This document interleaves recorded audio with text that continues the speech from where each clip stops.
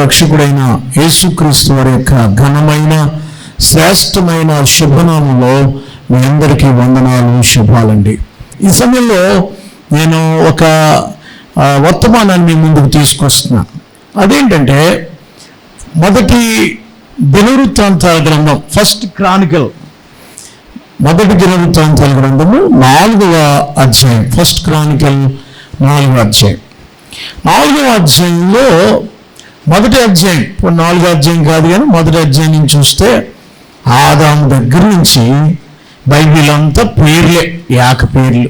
దీన్ని ఏమంటారంటే ఇంగ్లీష్లో జీనియాలజీ, లేకపోతే సెన్సస్, ట్రైబ్స్.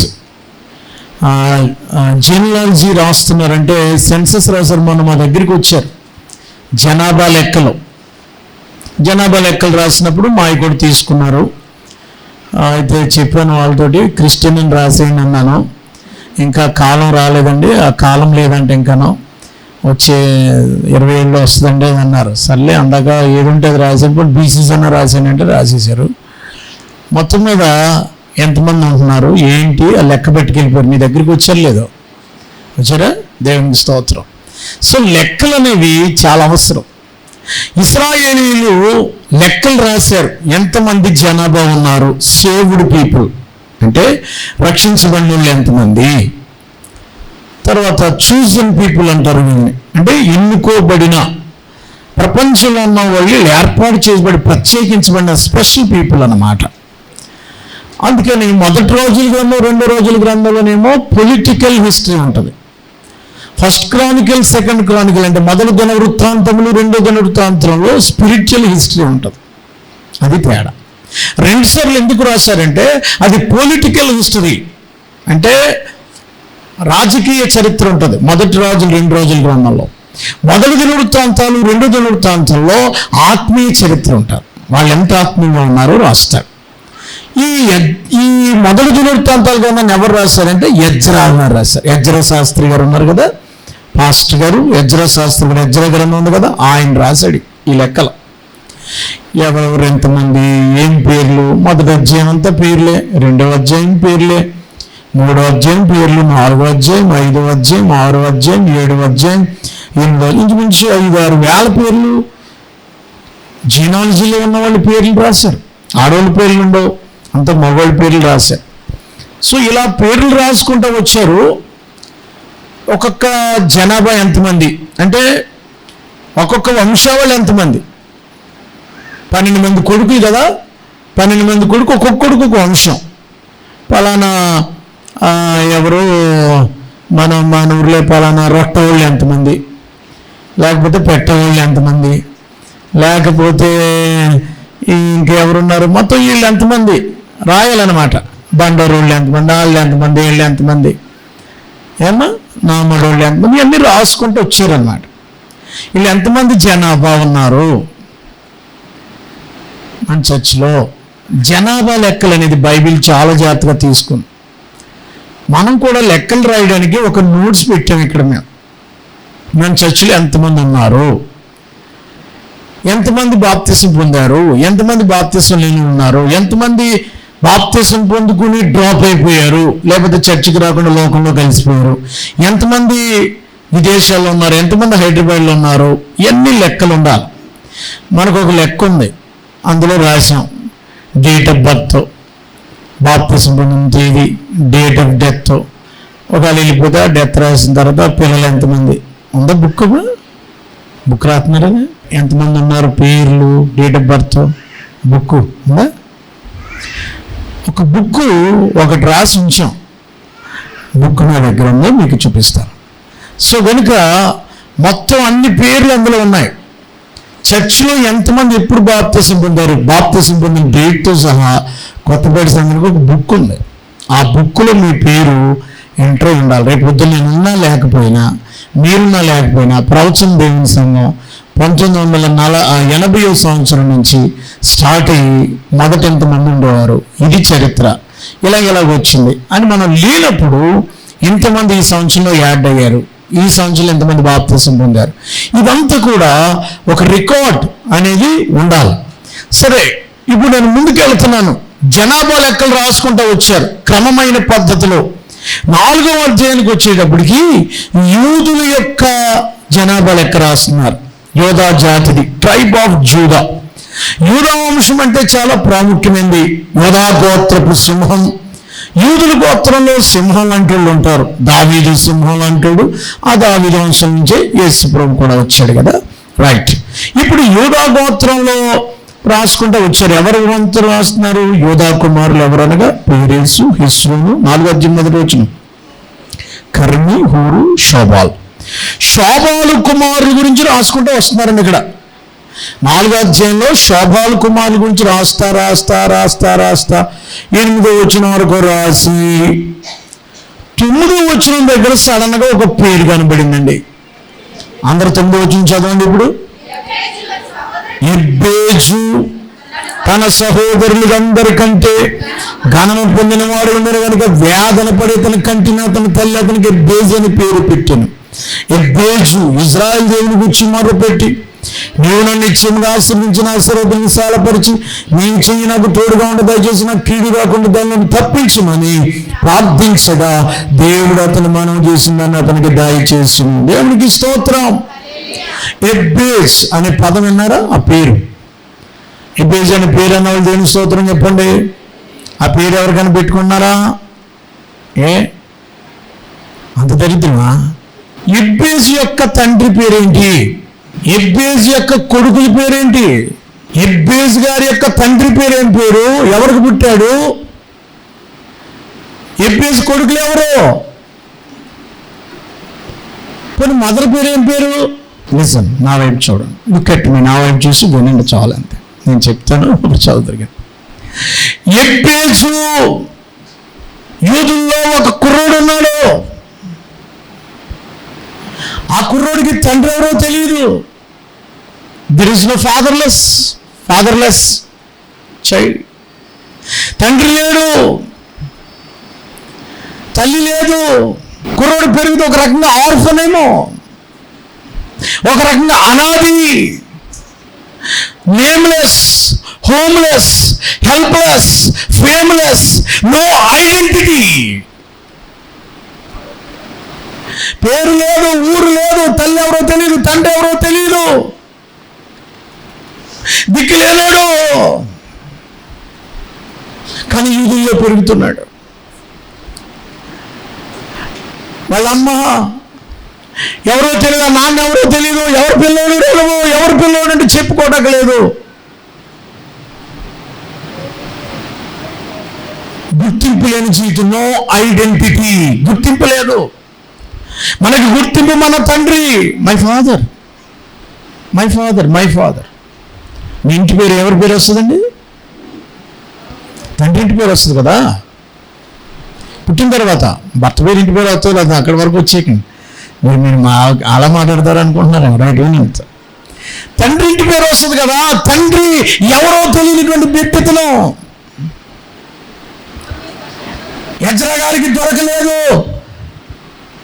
ఏ తల్లికి ఏ తండ్రికి జన్మించాడో అర్థం కాని విషయం ఇది. అయ్యో, చాలా మంది జీవితాల్లో గుర్తింపు లేని, మీ ఫ్యామిలీకి ఉంటే గుర్తింపు లేదు. మీ ఇంటి పేర్లు ఒక్కరు కూడా లేరేమో ఈ ఊర్లో, మీరు తప్ప. కొంతమందికి బలగం ఉందని సంతోషం, కొంతమందికి పేరుందని సంతోషం, కొంతమందికి డబ్బు ఉందని సంతోషం, కొంతమందికి అన్నీ ఉన్నాయని సంతోషం. బట్ నో, తినడానికి తిండి లేదు, ఇల్లు లేదు, వాకలు లేదు, తండ్రి ఎవరో తెలియదు, తల్లి ఎవరో తెలియదు. జీవితమే గమ్యమే లేని బాటసారి, జీవితమే అర్థం లేని జీవితం. నీ జీవితం కూడా అలా ఉందేమో.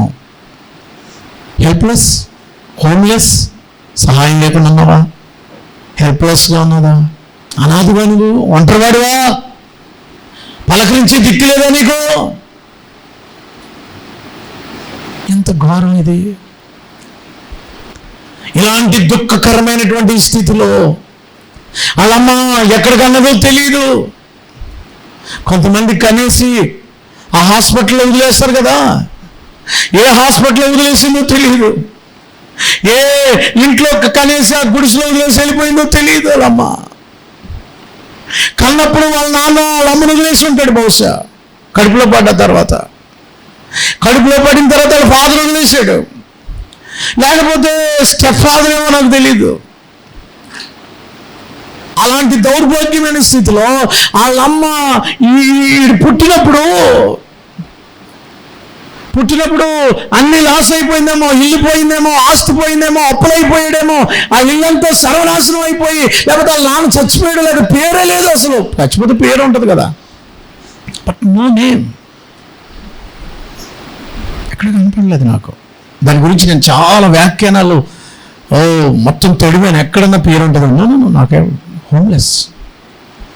బైబిల్ కాదు, ఇతరులు చదివాను. ఎందుకు ఈ మాట చెప్తున్నానంటే, మన జీవితం కూడా గమ్యమే లేని ఓ బాటసారి, భయము లేదన్నావు.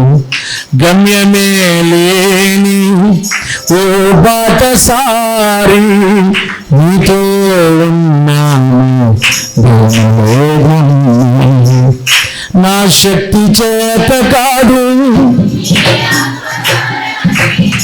నా శక్తి చేత కాదు, నీ మాట ద్వారానే వాగ్దానము నెరవేర్చి వారసునిగా చూశాను యేసయ్యా.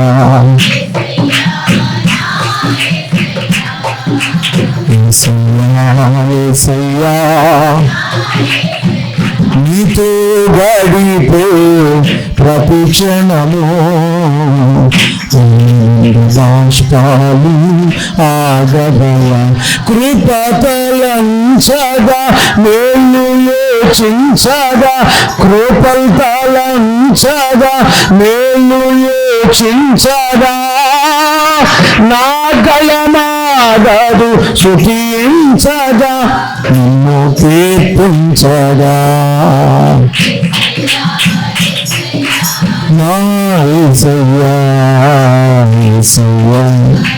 హల్లెలూయా. తల్లికి ఎంత బాధ వచ్చిందో తెలియదు కానీ పుడతా పేరెట్టిపోయింది. ఏం పేరెట్టిందమ్మా? ఎబ్బేజ్ అంటే అర్థం ఏంటి? వేదన. ఏం పేరమ్మాడి పేరు? వేదనోడా అని పేరెట్టు. కొంతమంది వెరైటీగా పేరెడతారు, విర్రుడా. విర్రి అంటే అర్థం ఏంటి? అసలు వెర్రి అంటే అర్థం ఏంటి?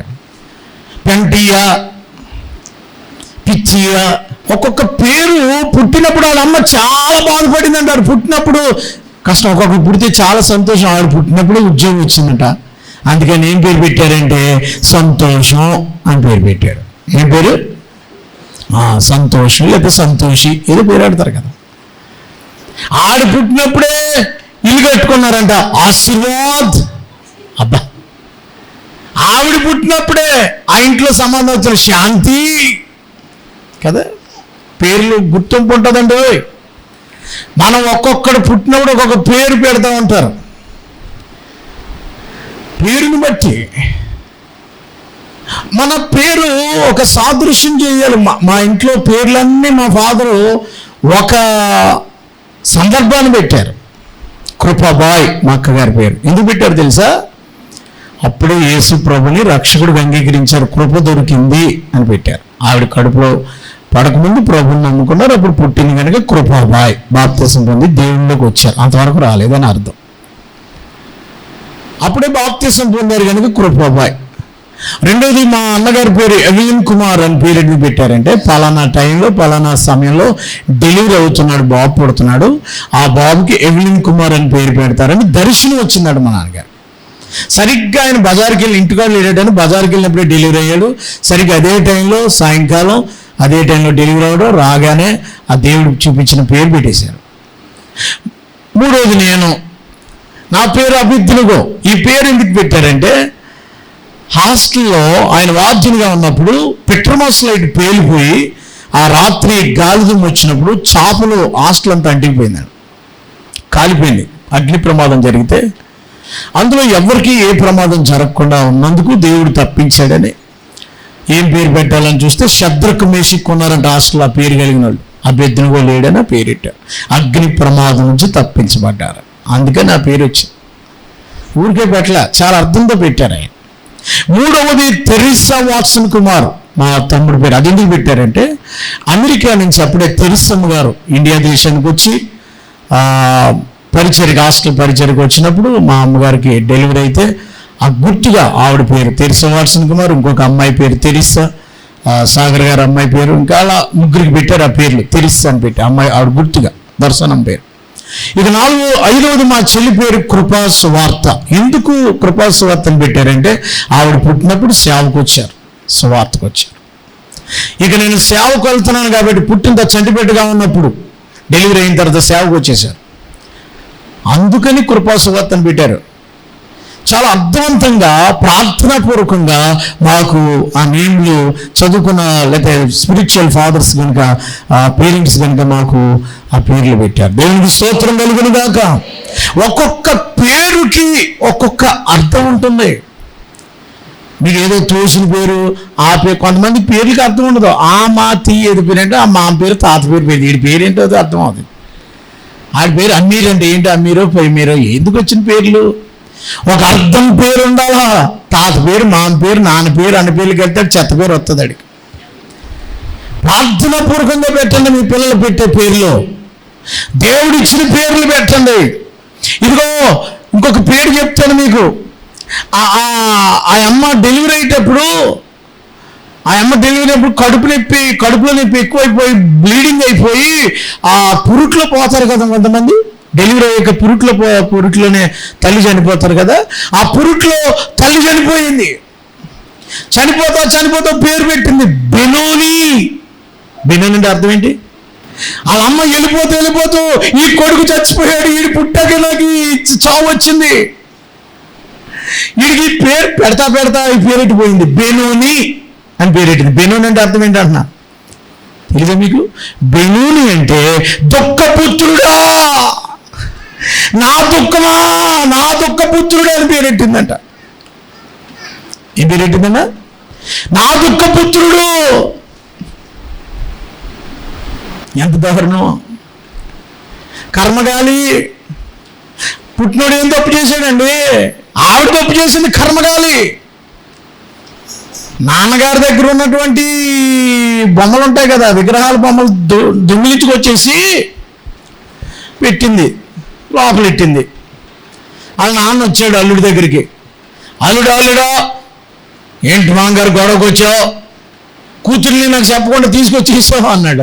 లేదు దేవుడు వెళ్ళిపోమన్నాడు. అలా కాదు, సంబరంతో బేండమేళతో తీసుకొచ్చింది కదా అన్నాడు. సర్లే బాబు, నువ్వు చేసిన అతిథి మర్యాదలు చాలు, నువ్వు సంబరాలు ఏం చేయక్కర్లేదు, నాకు వచ్చి ఇస్తే సరిపోను కదా. అలా కాదు, నా యొక్క వస్తువులు పట్టుకొచ్చేసారు అన్నాడు. నీ ఎవడు తెచ్చాడా, నీది చిల్లిగా కూడా అక్కర్లేదు, పెద్ద గొడవ అయిపోయింది, నీ వస్తువు ఎవరికి కావాలరా అంటారు కదా. అలాగా అల్లుడు మాంగారు గట్టిగా దెబ్బలాడేసుకున్నారు. లేదు నా దేవతలను పట్టుకొచ్చేసారు అన్నాడు. ఎవడు పట్టుకొచ్చాడు? చదువుకో, ఎవరి దగ్గర దొరుకుతుందో వాళ్ళకి మరణ శిక్ష, వాళ్ళు చచ్చిపోతారు అంతే, నేను చంపుతున్నాను అన్నాడు. ఇంకేముంది, వాళ్ళ ప్రేమికురాల దగ్గర ఉన్నాయి. ఎవరి దగ్గర ఉన్నాయి? ఇప్పుడు అర్థమైంది అంటుంది బలుగు. రాహేల్ దగ్గరికి దొరికింది. ఇప్పుడు రాహేల్ దగ్గర దొరికింది. రాహేల్ దగ్గర దొరకమంటే ఆవిడ దగ్గర దొరకలా. తడిమేస్తున్నాడు, గుడారంలోకి ఎక్కడున్నాయి అన్ని తీసేస్తున్నాడు. రాహేలమ్మ గుడారంలోకి వెళ్తే ఆవిడ ఒక మూట కట్టి ఆ మూట మీద కూర్చుంది. నాన్నగారు సారీ అండి, నేను లేవలేనండి అంది. ఏమ్మా? కడగా ఉన్నానండి అన్న. అయ్యో అమ్మ వెళ్ళిపోతానమ్మా అని వెళ్ళిపోయాడు. నేను బహిష్ట ఉన్నాను, కడగా ఉన్నానంటే వెళ్ళిపోయాను. తీరా చూస్తే ఆవిడ మూటలు అందులో పెట్టుకుని అబద్ధం ఆడింది, అందులో పెట్టుకుంది. ఏంటి? నాన్నకి దొరికిపోతే నన్ను మా ఆయన చంపేస్తాడు బాబు.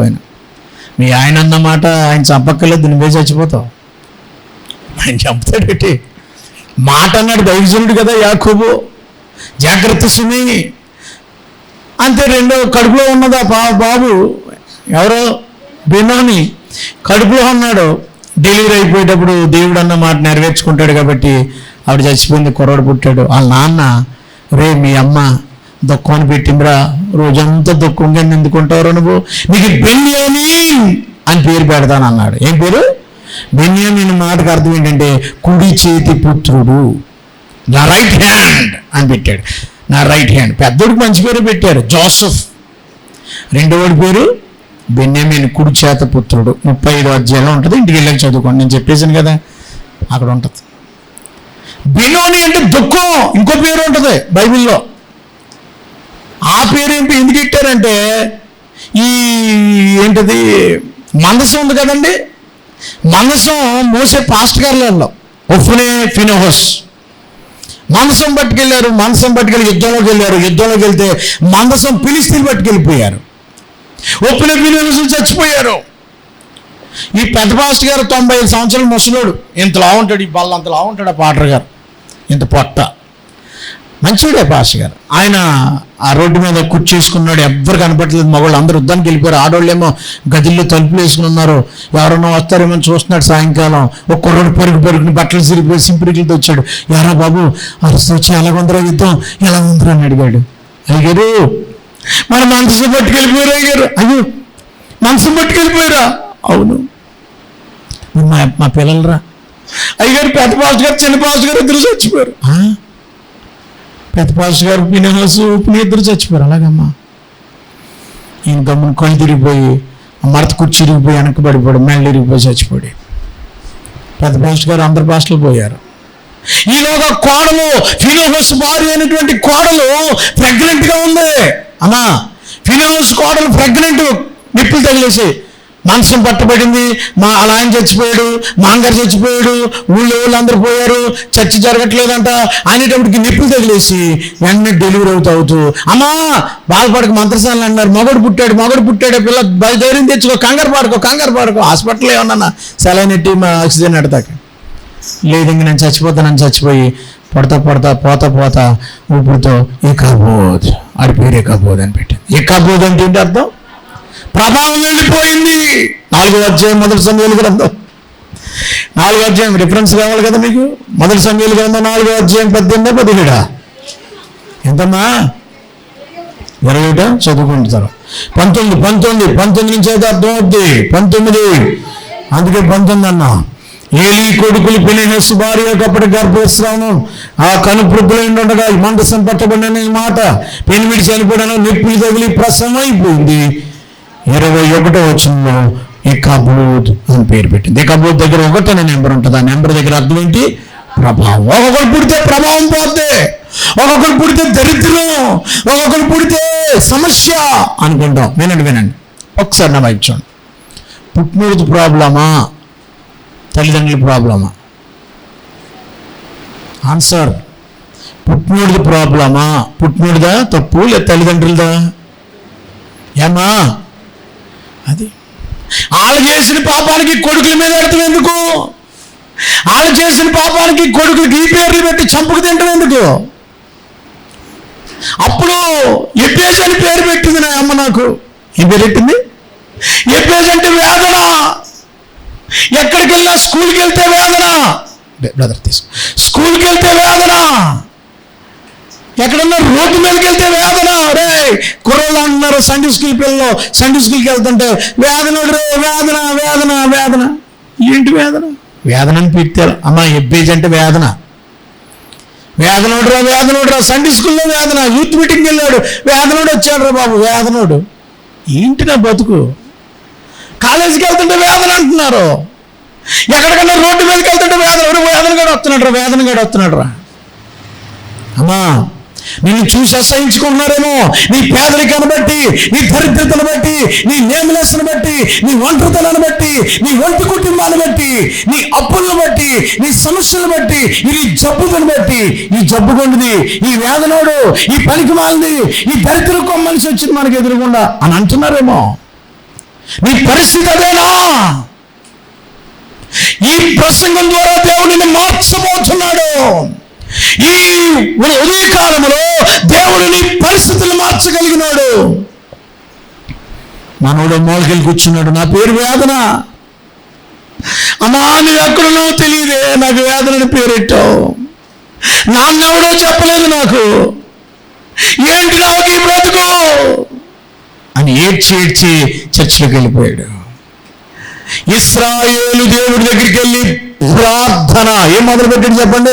Prayer change everything. ప్రార్థన చేసుకోవడానికి వెళ్ళాడు.